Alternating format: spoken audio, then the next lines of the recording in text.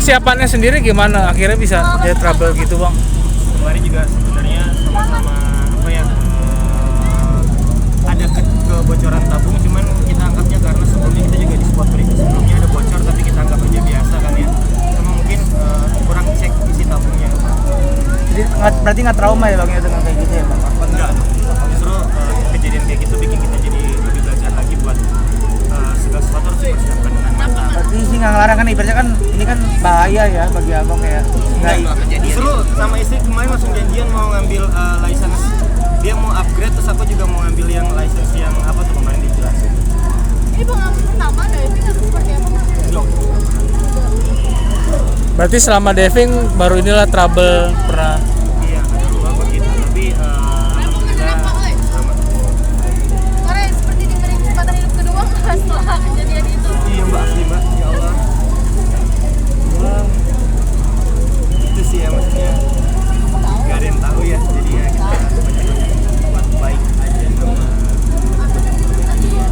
Di benak pikiran waktu itu apa? Udah, aku tuh waktu pas naik yang aku bayangin itu cuma muka anakku, sama aku udah sambil ngucap Alhamdulillah, karena udah mau napas juga udah nggak bisa kan, masuk air terus, cuman ya jangan sakit lagi tuh.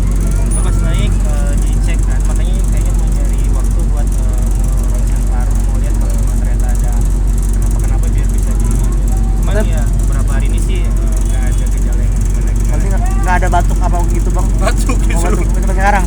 Iya.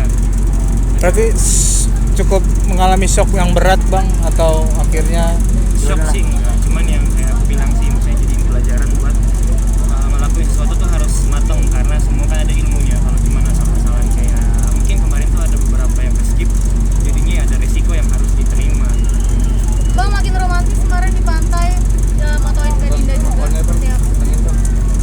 Sebenarnya kita tuh nggak niat romantis-romantisan mbak, karena emang seneng aja sih kita bagi di sosial media. Terus kita tuh ngobrol, kalau kita simpan di galeri, foto tuh pasti akan hilang, kadang kehapus. Tapi kalau sosial media tuh akan ada aja. Ya udah kita anak kemungkinan, dan kita juga cowok dua-duanya, siapa tahu bisa jadi contoh buat mereka di kemudian hari ngelihat orang tuanya saling cinta, saling sayang, bisa jadi contoh buat rumah tangga mereka juga. Jadi yang dilakuin sebenarnya sebatas untuk menyenangkan internal aja sih, cuman kalau emang orang ngelihat itu bagus, ya semoga jadi doa terusnya. Itu tips harmonis ala kalian nggak sih, selalu quality time, pergi setiap waktunya seperti apa?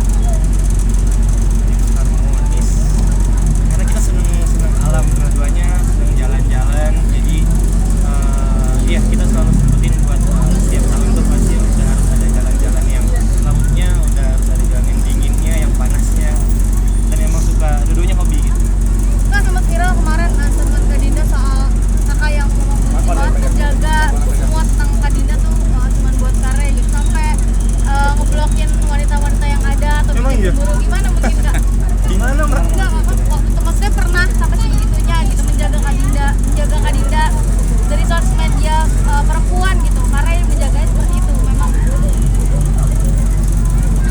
Sudah seharusnya kayaknya ya, jadi ya sudah seharusnya sih mbak buat menjaga, karena aku masih punya teman perempuan, cuman ya Kita jarak lah. apa ya, sebisa mungkin kan udah harus ada yang kita jaga perasaannya, walaupun niatnya berteman, tapi kan kita nggak pernah tahu sakit hatinya, cemburunya bisa bikin kita jadi seret rezekinya, bisa jadi kita tiba-tiba ada masalah, jadi ya ngelakuin hal seperti itu. Tapi Kak Dinda tipe yang cemburuan banget ya? Enggak sih. Ya mah, ya selayaknya perempuan pada umumnya lah.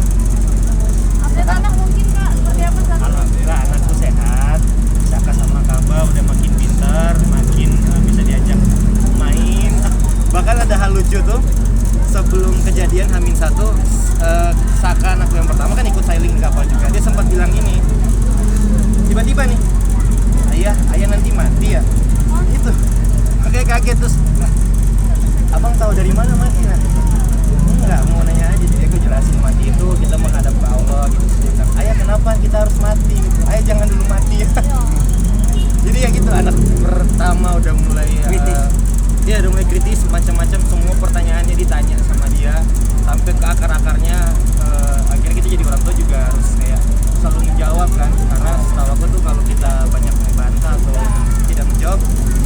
efek di kepercayaan dirinya bakal berpengaruh nanti.